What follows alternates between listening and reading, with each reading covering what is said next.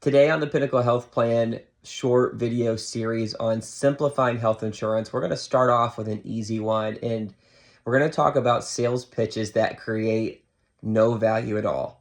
I think it's hilarious that all of us brokers, we say a lot of the same things when we get in front of prospects.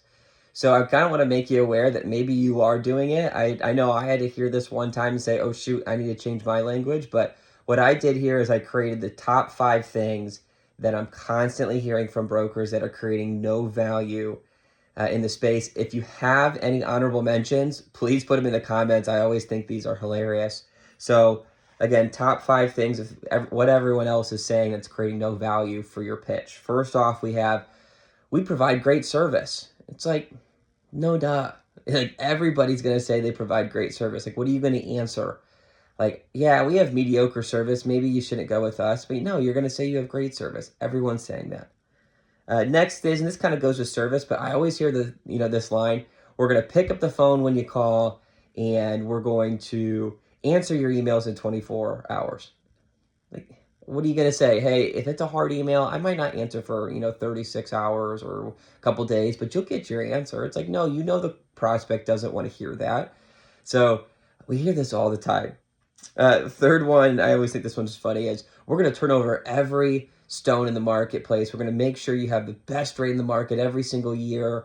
And ultimately, they're going to line item everything on a spreadsheet and point to the cheapest number on the spreadsheet.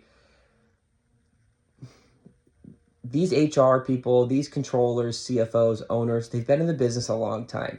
They've dealt with brokers. They've worked with brokers. They know they're going to get that census out. They're going to send the benefit summary and the renewal. And Blue Cross, United, Cigna, Aetna are going to come every single year, regardless if it's the incumbent or a new broker. And then some of these new level funded plans that pop up and go away, like those are going to show up too. So they know that every stone's going to be turned over, regardless if it's you or the incumbent. Next is we have the best compliance software in the country, and we're going to make sure that you're in compliance on everything that comes up new. Like nowadays, we all have access to something. I mean, we're going to have access to Xywave, which is what we use. We had Think HR in the past. Minerals, a new-ish type of program. There's so many compliance softwares that tell us the second anything happens in the compliance market space and keep us all up to date. So again, they've heard this before. 5, I hear this way too much. We're going to manage the severity and frequency of claims. It's like, are you really going to do that? Because if you put a BUCA plan in place, or you put some of these level funded programs in place, you're not doing that. And I'm sorry to tell you that, but you're not.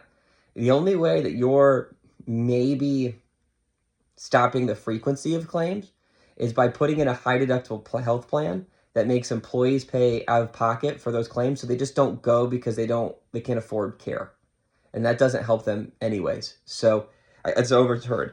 I have a few honorable mentions. I won't really go into detail with them, but have you heard of a HRA?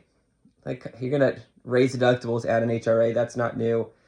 We have a better relationship with the carrier than your broker does. Like, we can negotiate better. Like, come on, every carrier gives the same rate to every broker if you bring them the same data. Like, that's just inevitable. We know that. The other one, and I hear this a lot for these people, a lot of us trying to get into the self-funded space, is cost and quality have an inverse relationship. Higher quality is lower cost. We hear this over and over and over again. If we're all saying it, is it really mattering? So, like I said, those were my top 5 and some honorable mentions. If you have anything that you think every broker is saying, comment down here. These are providing zero value to your pitch because we all say it. So we got to make up a different story that gets you the opportunity to underwrite or shoot for that agent of record letter that we're all looking for. So look out for our next video. It'll come out next week. Thanks for watching.